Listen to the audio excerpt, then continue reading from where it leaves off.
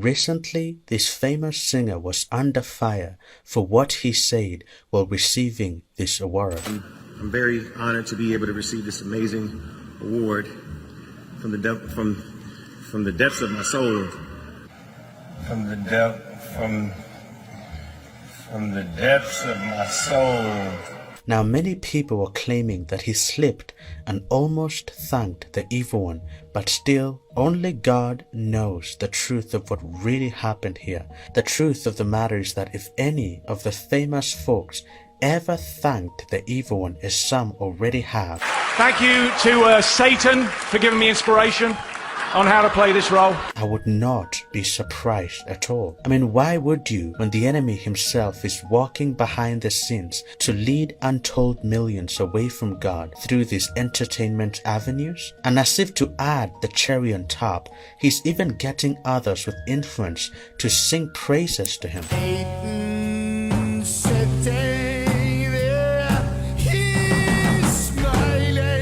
Tony Iommi said, sometimes I feel that Satan is God. And he said things like, we've always felt there's a fifth member, a mystical member that's watching over us. Now I want to show you something interesting, and this clip was taken from Beyonce's tour. Watch this. I want you to also see this.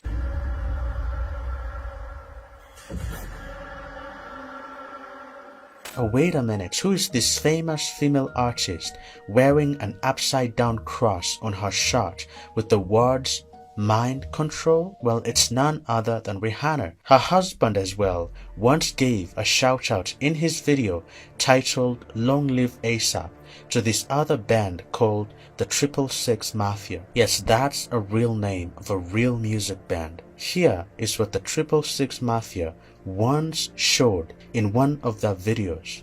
Well, you've seen it for yourself. Many of these artists are influenced by the very being they like to glorify sometimes in their work. And the being that I'm talking about here is none other than the evil one and the millions upon millions of demons that are under him that work to bring much evil into the world. Yes, the kingdom of darkness is very real, and they have one goal: to lead men away from God.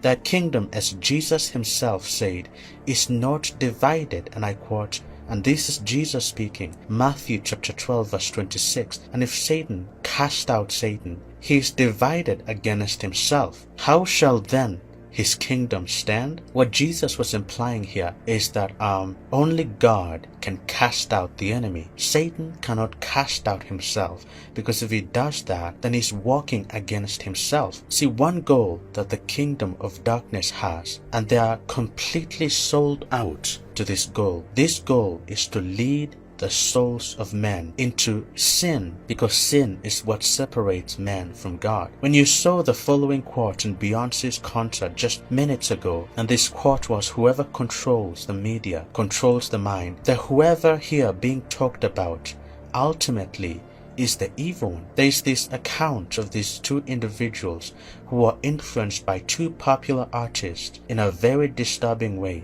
Now I want you to listen to what happened to them.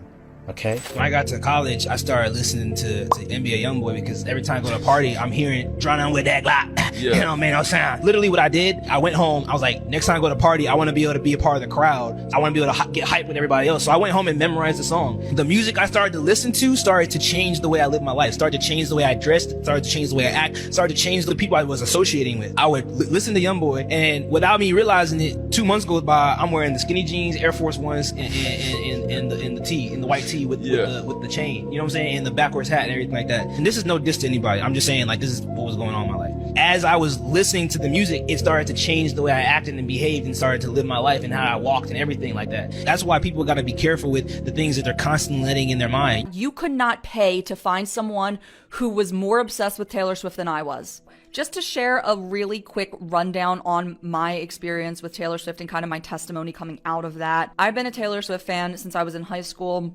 I've always struggled historically with my relationships. I mean, literally, until I got saved, I just struggled with relationships constantly. I was always getting involved with bad men. And I had a victim complex. I truly did. And the thing is, listening to Taylor Swift's music constantly always affirmed my victim complex. It always affirmed my victim complex. It made an idol of fantasy. It made an idol of heartbreak. It made an idol of my suffering, right? It's like I was suffering so bad and I wanted to continue indulging in that suffering. And so I would listen to her music as a way to both make myself feel worse and also make myself feel better. It's a really, really strange dynamic that music holds. And, you know, the music itself encouraged me to sin. So, first of all, there is this system that is set up. This world to which we belong. These lenses over our eyes. This picture of reality that's painted for us. These things that are assumed because they are all we've ever known. And in addition to those things, as if that were not enough, there is actually the devil. There is actually evil spiritual forces. There is actually a demonic world, a demonic realm. And we can get in trouble in two ways here. There's a ditch on both sides of the road. We can overestimate the influence of the devil, or we can underestimate the influence of the devil. The fact of the matter is, the scripture's clear. We were under his influence.